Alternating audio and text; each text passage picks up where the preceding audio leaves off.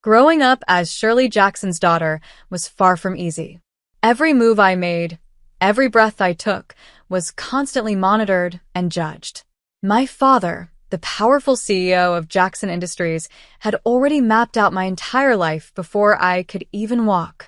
"Patricia, darling," he'd say, adjusting his perfectly tailored suit, "a Jackson never settles for second best." Our mansion in Glendale was a symbol of that belief. It had 29 grand rooms filled with luxury and wealth, every corner carefully designed to showcase power. But to me, it was less of a home and more of a golden cage. By the time I was 27, I had followed my father's plan perfectly. I graduated from ISE Business School, secured a junior executive role at Jackson Industries, and was engaged to Douglas Murray, the heir to Murray Technologies. Douglas wasn't just my fiancé, he was also my father's ideal choice for me. But there was a big problem. I wasn't in love with Douglas. My heart belonged to someone else entirely. I met Tyler Posey on a rainy Saturday morning when my Ferrari decided to break down on the way to work. He was the mechanic who came to my rescue, pulling up in a beat-up tow truck. His smile was warm and genuine, making my heart race in a way it never had before. "Looks like your timing belt is done for," he said, wiping his hands on his worn jeans. "I can fix it, but it'll take a few hours." Something about his honest brown eyes and the way he spoke to me, not down to me, made me agree to wait at his garage instead of calling an Uber. That simple decision changed my life forever. As I sat in the small garage, drinking bad coffee from a vending machine, I got to know Tyler.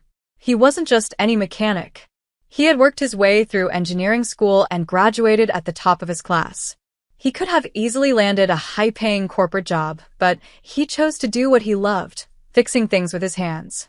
"Life's too short to spend it doing something just because it looks good on paper," he said, his eyes lighting up as he spoke. Those words hit me harder than I expected. For the first time in my life, someone had put into words exactly what I had been feeling all along. Tyler saw life differently, through a lens of passion and purpose, not obligation. One cup of coffee turned into another. Coffee turned into dinner. Dinner turned into stolen moments that I never wanted to end. Tyler wasn't just fixing my car that day. He was fixing something deep within me. For the first time, I felt alive.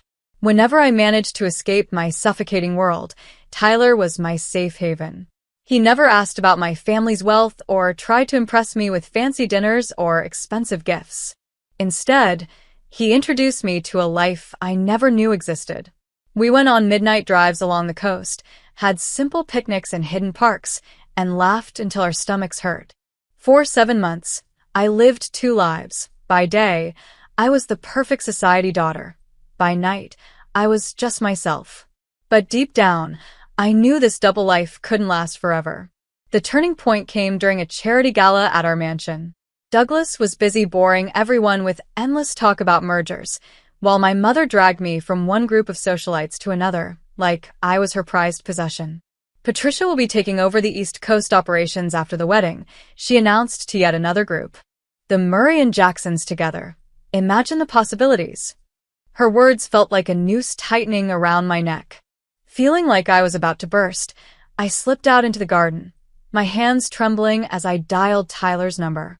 When he answered, the words came pouring out. "I can't do this anymore," I whispered, tears streaming down my face. "I can't marry Douglas. I can't keep being the person they want me to be." There was a pause before Tyler finally spoke. "Then don't be. Be who you are, Patricia. That's the person I fell in love with." His words gave me the courage I needed. The next morning, I walked into my father's study. My heart was pounding, but I forced myself to stand tall. "Daddy, I need to tell you something," I said, my voice shaking slightly. "I can't marry Douglas. I'm in love with someone else." The explosion that followed was immediate and overwhelming. My father's face turned a deep shade of purple, and his voice boomed like thunder. "A mechanic," he roared, slamming his fist onto his mahogany desk. "My daughter, a Jackson, in love with a grease monkey?" "He's an engineer, Daddy," I said, trying to keep my voice steady. "And he's brilliant. If you would just meet him." "Absolutely not," my father bellowed, cutting me off. His voice was sharp enough to shatter glass. You will marry Douglas as planned, or you can forget about your trust fund, your position at the company, everything. Is that clear? His words hit me like a slap, but they also sparked something inside me. For the first time, I realized how tightly I had been controlled my entire life. It wasn't just about Tyler anymore. It was about choosing my own path, no matter the cost. I stood tall, finding strength I didn't know I had. Crystal clear, Daddy. Goodbye, I said firmly. Walking out of that study was the hardest thing I'd ever done. My mother's hysterical sobbing, my father's angry threats, and the whispers of the household staff followed me as I packed a small bag. This was the only home I had ever known, but I knew I couldn't stay. When I stepped outside, Tyler was waiting for me by his modest apartment, worry written all over his face. As I explained everything that had happened, he looked troubled. Patricia, that's your whole life you're walking away from, your family, your inheritance. I can't let you give all that up for me. I silenced him with a kiss. I'm not giving up my life, Tyler. I'm finally starting it. The next few months were a crash course in real life. I moved into Tyler's small, one-bedroom apartment, got a job as an entry-level business consultant at a small firm, and learned how to live on a budget. It wasn't easy. There were moments when I missed the comfort and luxury I had taken for granted, but for the first time, I felt free. I wasn't living by anyone else's rules but my own. My parents didn't make it easy for me. Their attempts to bring me to my senses ranged from emotional guilt trips to outright sabotage. They froze my bank accounts, canceled all my credit cards, and even tried to get me fired from my new job. But every obstacle only made Tyler and me stronger as a team. We learned to support each other and fight for the life we were building together. When Tyler and I decided to get married, we chose to keep it simple. We planned a small ceremony in a local park.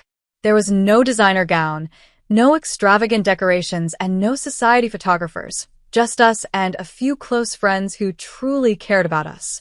It was everything I wanted, a day that was about love, not appearances. On the morning of the wedding, I received a text from my mother, "Your father and I will be attending. This is your last chance to fix this mistake." My heart raced as I showed the message to Tyler. He gently squeezed my hand. "It's your call, love. Whatever you want." Despite everything, I wanted them there. They were still my parents, and a part of me hoped they might finally see how happy I was. I took a deep breath and replied, "I'd like you to come." No more arguments, though, just be there. For once, I felt in control of my choices, and no matter what happened, I knew I was finally living the life I had chosen for myself. As I walked down the makeshift aisle in my simple white dress from a department store, my eyes immediately found Tyler. He stood at the end, waiting for me, his smile radiating warmth. But behind him, I noticed my parents. My father looked as if he'd bitten into something sour, while my mother dabbed at her eyes with a monogrammed handkerchief. Neither of them made a move to join the ceremony. Their presence felt heavy, but I focused on Tyler and the life we were beginning together. The reception was a casual barbecue in the park, surrounded by our close friends. No elaborate decorations, no high-end catering, just laughter, love, and the kind of joy money couldn't buy. My parents, however, weren't there to celebrate. They saw this as their last chance to sway me. "Patricia, darling," my mother began, her voice thick with desperation. "It's not too late. Douglas would still take you back. Think about what you're throwing away." My father, always direct, added coldly, "This is your last chance. Stay with this man, and you'll never see a penny of your inheritance. Is that what you want? A life of poverty?" I glanced at Tyler, standing nearby in his rented suit, laughing and chatting with our friends. He was so at ease, so genuine. Then I looked back at my parents, trapped in their rigid world of wealth and expectations. Their words didn't scare me anymore. "What I want," I said, my voice steady and clear, "is to be happy. Tyler makes me happy. If you can't understand that, then maybe we don't need your money, or you, in our lives." My father's face turned a deep shade of purple. "You're no daughter of mine," he spat, spinning on his heel. My mother hesitated for a moment, her eyes filled with regret. But in the end, she followed him. Together, they stormed off, leaving me standing there. I watched them go, feeling a strange mix of sadness and relief. Tyler appeared beside me, wrapping his arm around my waist. "You okay?" he asked gently. I leaned into him, feeling the solid comfort of his presence. "Never better," I said, watching my past walk away for good. That was 7 months ago. Since then, Tyler and I have built a life together, one filled with hard work and even harder love. Tyler continued running his garage while taking night classes to earn his master's degree. I threw myself into my consulting work, slowly building a client base. We were happy, truly happy, even if it meant watching our spending and clipping coupons. For the first time, life felt real. But Tyler was keeping something for me, something that would turn my world upside down once again. Everything changed on what seemed like just another ordinary Monday evening. I came home early from work, excited to surprise Tyler with takeout from our favorite Thai restaurant. But when I walked into the apartment, it was empty. On the counter, there was a hastily scribbled note, "Working late at the garage. Love you." It wasn't unusual for Tyler to work late, but something felt off. Lately, he'd been distracted, taking mysterious phone calls and working strange hours. A knot formed in my stomach as my mind wandered to dark thoughts. Was something wrong? Was I about to lose everything again? Unable to sit still, I decided to bring dinner to him at the garage. Maybe we could eat together and ease my worries. But when I arrived, the place was dark, and Tyler's old truck wasn't parked in its usual spot. My hands shook as I called his number. It went straight to voicemail. Panic started to creep in, and my heart raced. Just as fear began to overwhelm me, my phone buzzed with a text from an unknown number. "Mrs. Posey, please come to 1868 Allen Avenue immediately. It's about your husband." My breath caught in my throat. Allen Avenue? That was in the industrial district, miles from Tyler's garage. With trembling hands, I entered the address into my GPS and drove through the dark city streets, my mind spinning with worst-case scenarios. What was going on? Why was Tyler there? The GPS led me to a massive, modern building with sleek glass walls and a professional look that didn't match Tyler's usual world. As I approached, the security gates opened automatically, and a uniformed guard greeted me. "Mrs. Posey," he said with a respectful nod, "please take the executive elevator to the top floor." Executive elevator? Top floor? My confusion grew, and my heart pounded in my chest as I stepped into the sleek elevator. When the doors opened, I found myself in a breathtaking office suite. Floor-to-ceiling windows offered a stunning view of the city, and everything around me oozed wealth and power. Then I saw him, Tyler. He stood at a glass desk with his back to me, looking out over the city. But this wasn't the Tyler I knew. Gone were the worn jeans and oil-stained t-shirts. Instead, he was wearing an impeccably tailored suit, the kind that probably cost more than our monthly rent. "Tyler's?" I whispered, my voice barely audible. He turned around slowly, and his familiar warm smile greeted me, though there was a hint of nervousness in his eyes. "Charlie," he said softly, using the special nickname only he called me. "I think it's time we talk." My mind raced as I stood there, staring at the man I thought I knew. Who was he, really? And what was he about to tell me? Before Tyler could say another word, the office door burst open, and there they stood, my father, mother, and Douglas Murray. It was like stepping into a nightmare. "What is the meaning of this?" my father roared, his face already turning that familiar shade of angry purple. "Security said Patricia was heading up here. What are you doing in the CEO's office?"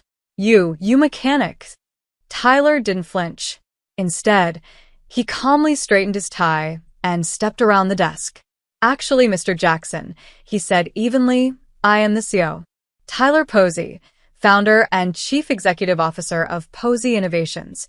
The silence that followed was deafening. My mother grabbed the nearest chair to steady herself. Douglas's jaw dropped so low it looked like it might never close again. And my father, for the first time I could remember, was utterly speechless. But my mother stammered, struggling to find words. "You're a mechanic." Tyler smiled gently and took my hand. I own a chain of auto repair shops, yes. That was my first business, started with a loan from one of my college professors. But Posey Innovations is my main focus. We're a tech company that specializes in revolutionary electric vehicle batteries.